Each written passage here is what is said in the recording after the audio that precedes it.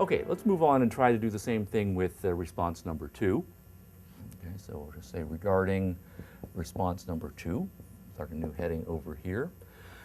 And here the claim is that God enables or allows and causes a perfect or a more perfect world to come into existence developmentally out of evils that do exist. And so though evil things are a necessary part of an ongoing perfecting process, right, of the universe, and that more perfection and goodness exists in the universe as a result of the small-scale bads and evils that exist than would otherwise.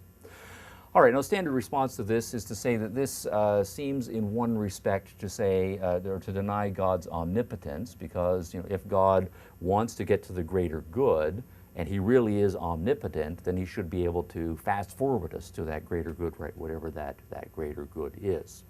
So I'll just put that point here. Why, right, doesn't, right, God just go immediately or directly to the greater good? Right. We know in our cases, if we can get to the good result we want without going through negative steps, then we directly go to that point. God has the power and the knowledge to get there.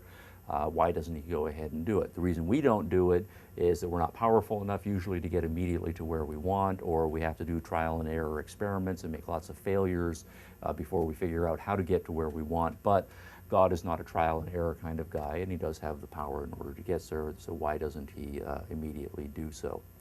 Another kind of response, though, is to say, and I think this is a more significant response worth considering here, is that in a lot of cases we can ask, what is this greater good, right, that is supposed to have come out of the existence of all of the evils? We can, of course, say, and there might be some truth to this, that the girl who suffered the pipe bomb, maybe she did develop a stronger character for dealing with difficult issues in her life. Maybe her family did have a tighter connection than it otherwise would have had if she hadn't had that experience. Maybe the community did come together over this disaster in a way that would not have otherwise. But it doesn't seem to be the case that there is a greater good that we know about in cases of lots of evil, and we're making a very general claim here, and so we should be able to answer that question in lots of other cases. So if we say, for example, what of the large number of women who disappear every year and nobody knows what happened to them, what is the greater good that came of that? Or what is the greater good that came out of the Nazis and Hitler? 10 to 12 million people died. There was a terrible devastation all through Europe as a result of the war. It would have to be a pretty great whopping good to overcome that much devastation and loss of life. And I, for one might say, can't imagine what this greater good is that came out of all of that evil. So in many cases, it seems like this is an unanswerable question.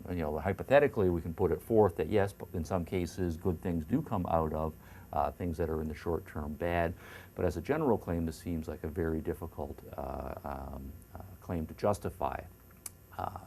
Now, there is a response here that I'm going to save for a little bit later to this point of the argument, but I now want to move on to response number 3, which can be a variation on response number 2, but it's a cognitive variation rather than an existential claim that's being made in number 3.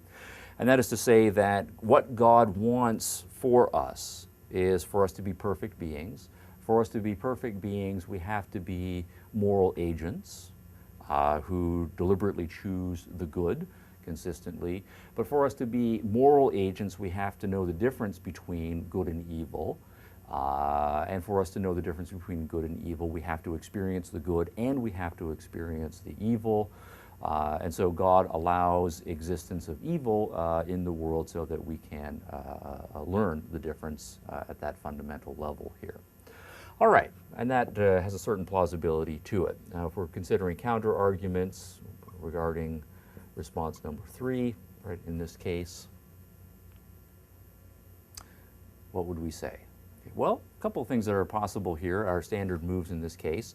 One is to say that it seems like God could have achieved that end by various other means. Right? For example, why not, rather than having us experience the evil existentially, why couldn't he, say, just give us innate knowledge or implant in us a conscience that, that automatically tells us what's good and what's bad in any given circumstance, so we have the knowledge already implanted in us at birth and we don't have to experience it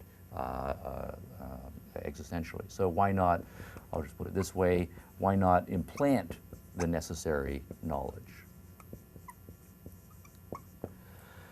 For example, we can, by analogy, point out to various sorts of animals.